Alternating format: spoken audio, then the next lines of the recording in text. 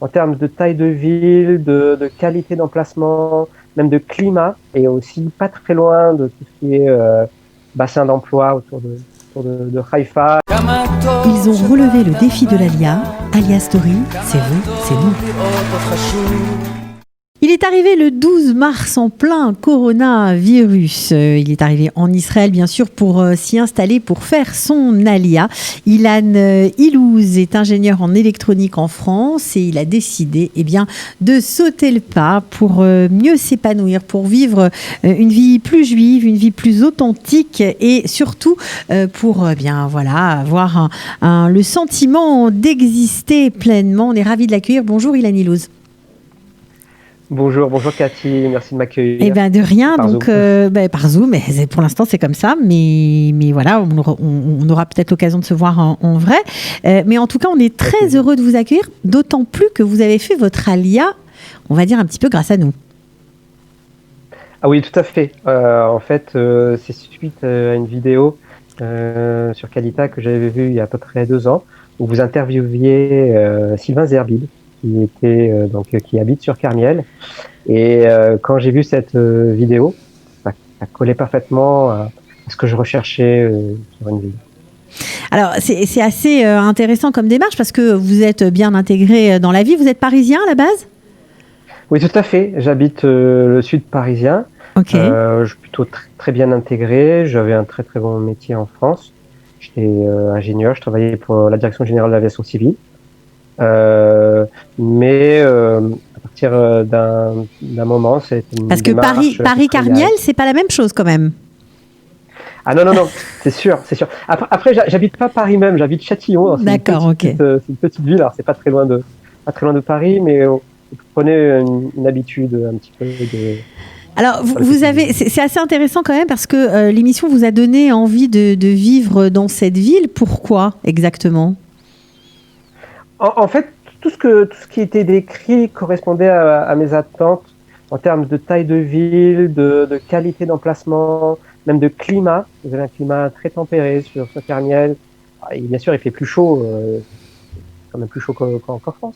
Mais vous avez un très bon climat, une vie assez paisible, assez saine, et aussi pas très loin de tout ce qui est bassin d'emploi autour de Haïfa et d'autres zones comme Bar-Lev ou Yokneam. Et donc ça correspondait à ce que je recherchais, et puis une proximité des gens. Les gens sont quand même assez proches, et on sentait qu'on arrivait quelque part, on était attendu. Vous étiez attendu, et ça c'est important lorsqu'on vient de France, de sentir qu'on est attendu. On ne le répétera jamais assez. Alors, arrivé en plein coronavirus, le 12 mars, on était en pleine crise. Comment s'est passée votre arrivée ? J'imagine que ça a dû être un peu apocalyptique. C'était très mouvementé. En fait, on part le 12 mars. On va chercher l'avion à Roissy. Déjà, ça c'était assez épique. Je me souviendrai toujours, c'était très embouteillé. On arrive à l'aéroport, pas un chat, pratiquement personne dans l'aéroport. Dans l'avion El Al, on était, je sais pas, pour 3 places. On était vraiment très peu nombreux. Et quand on arrive vers à peu près au niveau de la Grèce et que l'avion descend, c'était une journée, je ne sais pas si vous vous souvenez, une grosse tempête en Israël, et l'avion secouait beaucoup, je pense qu'on souviendrait toujours. Donc ça, on arrive sur le Ben Gurion, et puis voilà, on y est. Et puis la nouvelle vie a commencé. Donc vous êtes venu avec votre frère et votre mère. C'est une situation un petit peu particulière, je crois, parce que votre mère est israélienne à la base.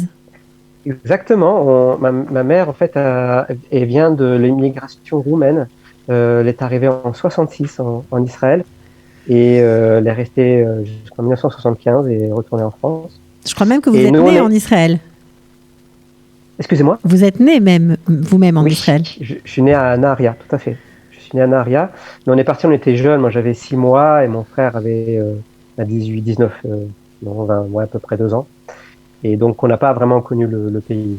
Ah, comment elle vit, votre maman, ce retour? Est-ce qu'elle était déjà revenue en Israël? Est-ce qu'elle avait projeté de refaire son alia, ou c'est grâce à vous qu'elle est rentrée, qu'elle est revenue ici? Ouais, c'est grâce à nous, de certaine manière, mais on est comme un accord.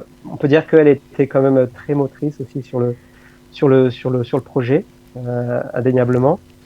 Et donc, tout ce qu'on a comme un accord, on s'est dit il était temps pour nous de rentrer en Israël.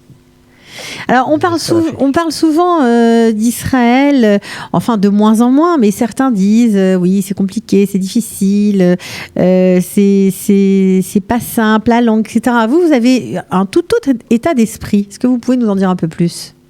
Oui. Déjà, la première chose, c'est que, premièrement, on a quand même beaucoup travaillé l'hébreu avant d'arriver, ça c'est sûr. Ok. Et donc, nous, on venait quand même avec un état d'esprit. On cherchait pas à faire la parnassa. On cherche pas à faire la parnassa qu'on avait en France, qu'on ne retrouvera pas en Israël. Donc, on était vraiment pour un épanouissement personnel, notre mazal, et puis retourner un peu aux sources. Et effectivement, comme on est né aussi en Israël, ça avait aussi son charme. Et ouais, alors après 2 mois de confinement, Ilan, est-ce que vous avez eu le temps de découvrir la ville? Comment ça se passe pour vous? Racontez-nous un petit peu votre quotidien. Oui, alors en fait, c'est plus que 2 mois, c'est presque 3 mois. Presque 3. Mais ouais, presque 3. Mais en fait, tout prend du temps. On a eu le temps de découvrir la ville, car elle est quand même beaucoup plus petite que la ville. Une très belle ville, avec toutes les infrastructures qu'il faut. On en trouve à part la plupart des services ministériels. Vous n'avez pas besoin d'aller très loin. Simplement, les services ont mis du temps à redémarrer.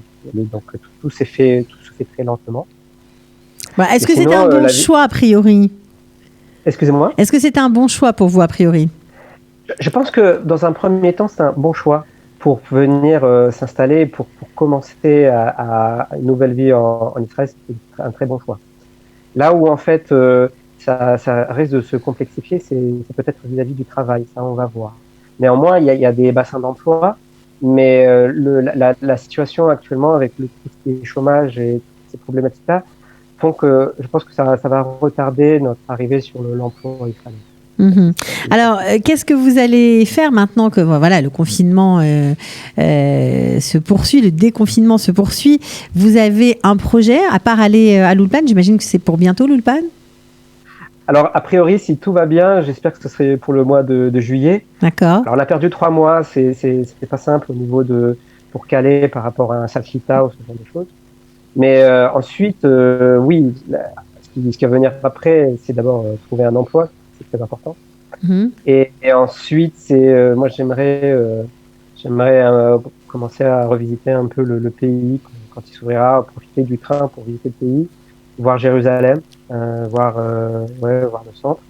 J'aimerais revoir la ville où je suis né, Nahariya, revoir le quartier où je suis né. Bien sûr. Et puis voir comment les choses vont avancer. Mais j'avoue que pour beaucoup de choses, c'est difficile de se projeter actuellement.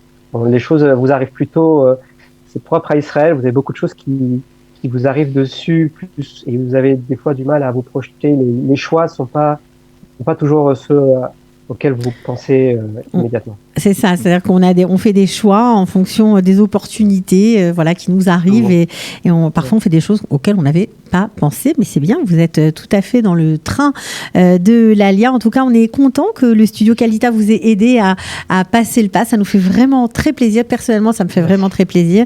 Je vous souhaite de rien, je vous souhaite de réussir vraiment, de vous enraciner sur la terre d'Israël, et de donner l'exemple peut-être à d'autres, à vos copains, à votre famille. En tout cas, revenez nous voir quand vous voulez, dès que vous passerez à Jérusalem. Merci beaucoup. Merci Ilan, et bonne chance. Merci. Ciao. Au revoir. Ils ont relevé le défi de l'Alia. Alia Story, c'est vous, c'est nous.